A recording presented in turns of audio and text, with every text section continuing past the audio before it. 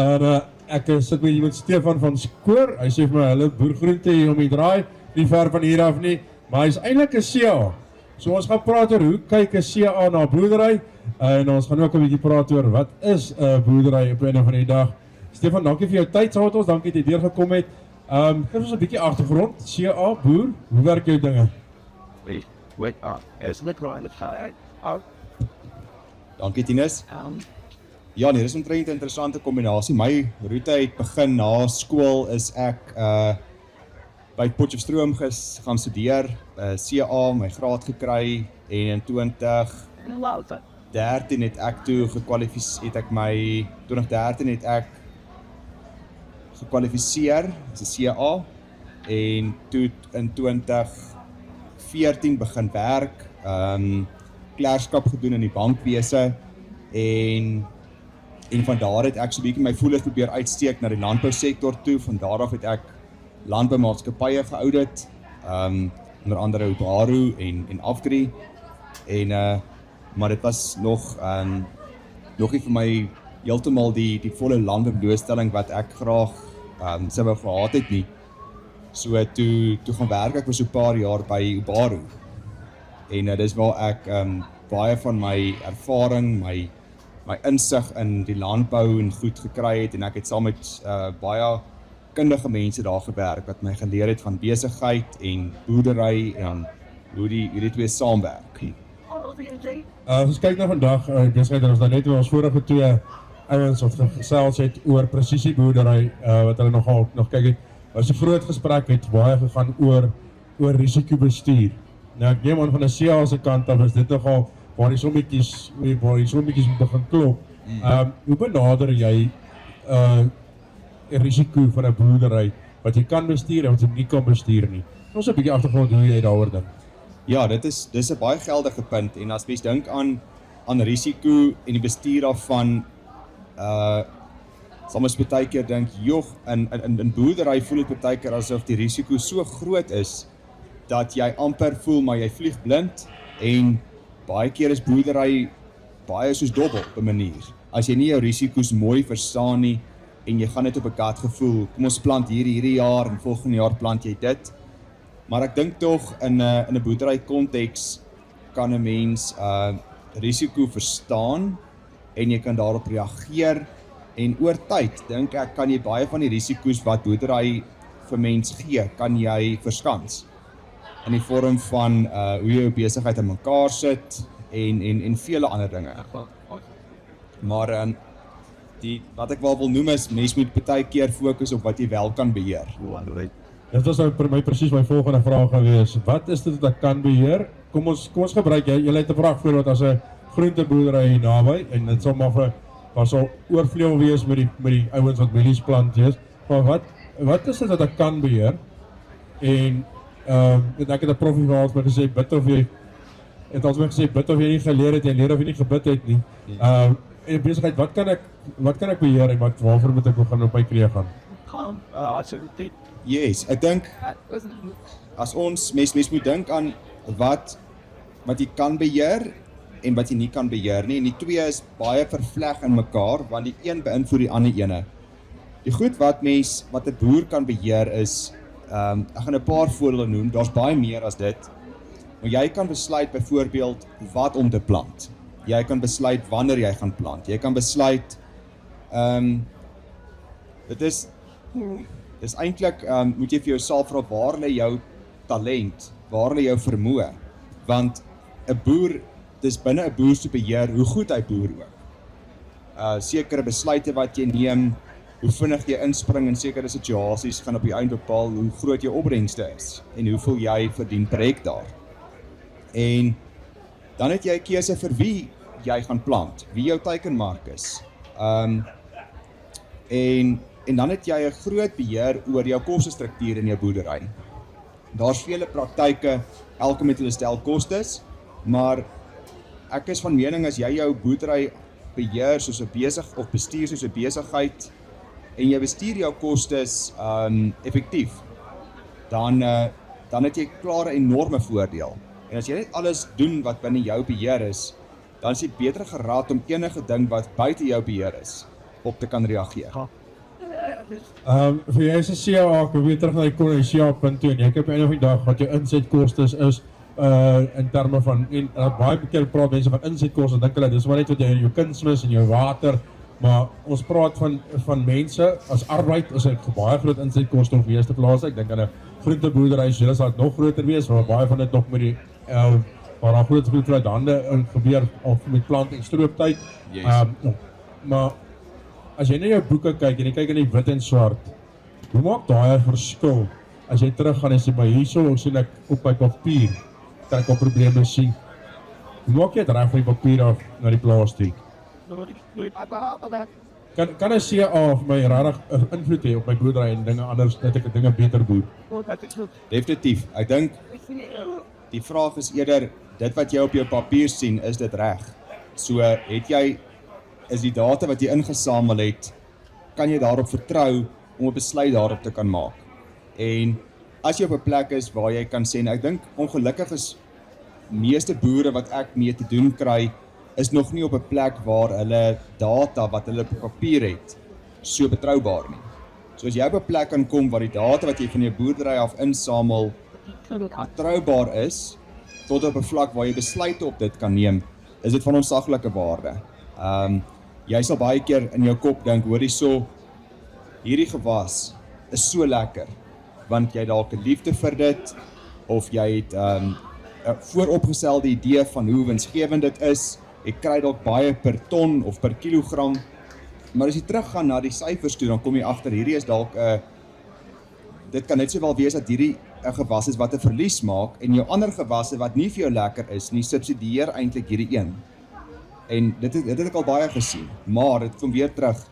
Maak seker jy het goeie data wat per blok, per gewas na jou toe kom, en ek dink dit is dalk waar die werk lê. Dit is nie noodwendig om agter jou lesenaar te sit en na die syfers te kyk nie, maar om jou inligting uit die verskillende bronne van jou plaas te kry, sodat dit op 'n papier kan wees. Dit is dalk eerder waar die uitdaging lê. As kyk vir my, of as jy praat, dat ons gaan jou plek waar jy begin is jou bestuurstelsel dan op die einde van die dag. Hoe jy jou plaas bestuur, hoe jy jou plaas uiteen sit en dan presies weet wat gaan waar elke hoek en welke hoekie gebeur, waar jy kunsmis neersit, waar jy wat neersit, wat jy terugkry. Het jy, toe jy begin boer het, hierdie stelsels en hierdie ondervinding op 'n plek gekry, gaan 'n bietjie oorsig hoe jy dit van jou kant af benader? Ja, uit my agtergrond uit het ek in besighede, was ek ouditeur, en ek het na stelsels gekyk. Dit was altyd my vertrekpunt. Jy kyk of daar 'n stelsel is, of 'n kontrole, kan jy op die kontrole vertrou, en dan toets jy die kontrole.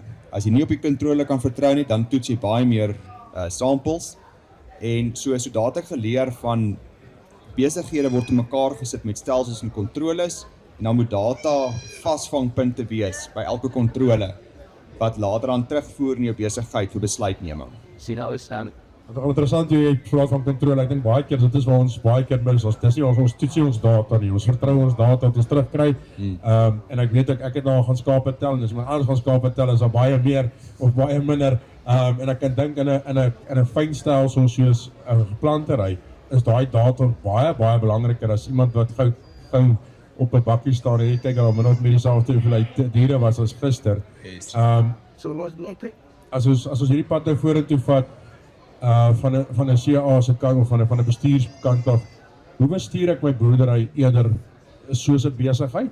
Hoe maak ek daai skuif? Want ek neem aan jy het al met 'n paar boere moes werk in die verlede wat nog nie daai skuif gemaak het nie, waar die passie en die liefde nog nie in 'n besigheid verander het nie. Vandag kan jy nie anders boer nie. Jy gaan dit nie oorleef nie. Ja, dit is so, ek moet ook vir jou sê, ek sien boere wat passievol is oor wat hulle doen, en ek dink hulle het 'n regtige talent vir boerdery, en dit is hulle saving grace, want ek sien baie van die boere hou nog aan, en hulle kry hulle sommige klop. Ek dink baie keer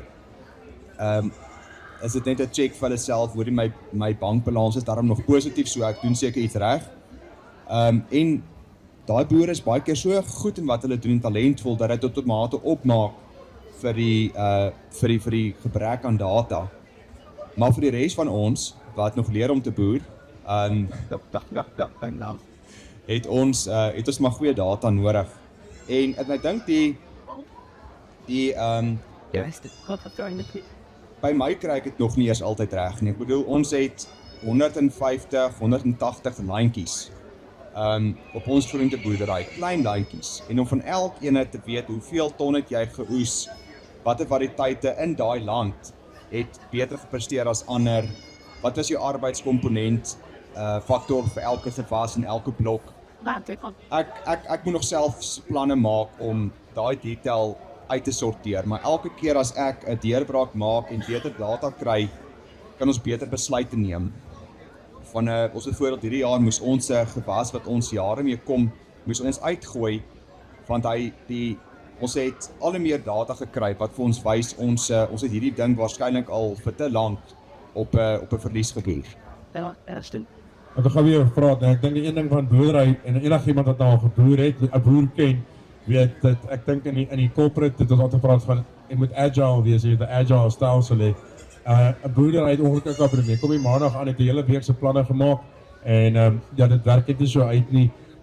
Hoe bestuur mense, jy praat van 'n menslike faktor, daai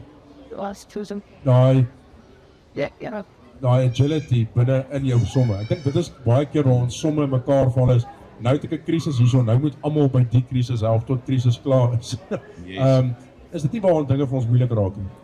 100%. Ek bedoel, jy dink Sondag aand, hoor hierso, dis hoe my week lyk, dis wat ek maandag wil aanpak, dis wat ek wil afhandel, en dan maandagoggend 8:00, dan breek daar iets groots.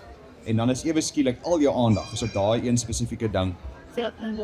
En wat ek dink is wanneer daar iets gebeur wat groot is, dan verg dit jou aandag. Jy moet okay wees om jou perfekte plan vir die dag eers op sy te sit en aandag te gee waar aandag nodig is. Maar ek dink wel oor tyd, dan begin jy leer waar kom meeste van jou issues vandaan. En jy bou goeders en jy sit goed in plek om daai dinge bietjie voor te begin vang. En nou wil ek vir jou sê, in 'n besigheid wil mens altyd streef na 'n plek toe waar daar vrede is in jou besigheid. Waar daar nie elke dag of elke tweede dag 'n groot ding breek en 'n krisis is nie, want krisisbestuur maak nie geld nie. Mens doen gewoonlik goed wanneer jy 'n goed geoordeelde masjien laat ry. En as jy agterkom, hierso is 'n rad wat nie lekker werk in hierdie masjien nie, dan moet jy gaan bietjie gaan stil staan, jy moet hom gaan vervang en jy moet gaan die werk doen om jou masjien te bou. Want as jy as 'n boer die hele tyd met krisisbestuur besig is, dan mis jy die geleenthede om regtig jou boerdery met die opbrengste na die volgende vlak toe te begin vat. Stefan, ek gaan laastes voordat jy laat gaan, is daar iets wat ek gemis het, ek nie vir jou gevra het nie, wat jy dink elke boer moet wegvat vandag? As jy iets vir lank genoeg doen, dan word jy goed in dit. So moenie boerdery soos 'n gamble hanteer nie. Sien jy boerdery soos 'n masjien wat jy aan mekaar sit en word goed in 1 of 2 goed. En word baie goed in dit. Want dit word op die ou en daai een, dit word die rigsteen van wat jy boerdery laat werk. Doen daai goed wat jy kan doen dit baie goed, doen meer van dit en minder van die goed waar jou buurman vir jou sê, hoorie so, hierdie jaar is 'n mieliejaar. En jy los alles wat jy laas jaar gedoen het en jy plant hierdie jaar mielies. Want die kanse is goed dat jy nog 'n paar lesse moet leer in hierdie nuwe gewas, in hierdie mielies. En die kans is baie goed dat jy daai lesse gaan leer aan die heel eerste jaar wat jy jou skuif maak. En dan gaan jy op die ouens swakker afwees as wat jy daai ding doen wat jy regtig in goed is. En dit vat tyd om goed te raak in iets. Ervaring is baie belangrik. Mens leer waardevolle lesse. Jy kry boerderye, veral in die groente, wat al van generasies kom. As ek vat party van die ouens wat wortels groei en aartappels en van die moeiliker gewasse. Daar's geheime wat generasies lank kom. So moenie die waarde van daai goed wat jy oor tyd leer onderskat nie. want in die moeilike tye dan onderskei dit jou. En selfs as dit 'n moeilike jaar is, maar jy het die ervaring, gaan jy nog steeds beter doen. Ek dink dit gaan nie net oor jou nie. So kyk as jy elke keer as jy iets anders doen, moet jou hele werks force moet ook anders leer. En ek het al geleer, elke keer as jy iemand iets nuuts leer, vat dit 125 keer langer as wat die eerste die 10de keer sou doen. En elkeen, ek dink hulle daarom sê as 'n boer van 'n tyd 25 is plant jy so 40 keer in jou lewe as jy mielies doen. Dit is nie baie keer om te leer nie. So jy moet eintlik moet jy fokus. Yes. En ek dink jy vat so 3 jaar om regtig iets te snap. En dan sien maar nog entry level.